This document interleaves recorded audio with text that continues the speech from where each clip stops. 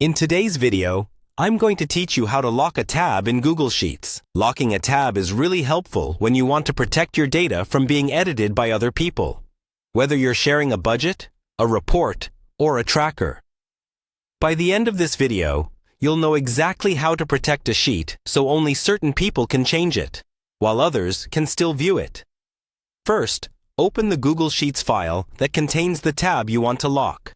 Make sure you're signed in to an account that has permission to edit this file, because only editors and owners can protect sheets and ranges. Once your spreadsheet is open, look along the bottom of the screen where all your tabs or sheet names are listed. Find the specific tab you want to lock. This might be something like Summary, Dashboard, or Master Data. Take your time and double-check that you've selected the correct one, because the protection you're about to set will apply to this particular tab. Now, right-click on that tab name. A menu will pop up with several options, such as renaming the sheet, changing its color, or duplicating it. From this menu, look for the option labeled Protect Sheet or Protect Range. Click that. This will open a panel on the right-hand side of your screen called Protected Sheets and Ranges. In this panel, you'll see the name of the sheet you're about to protect. You can leave it as is, or add a description to remind yourself why you locked it. For example, do not edit formulas.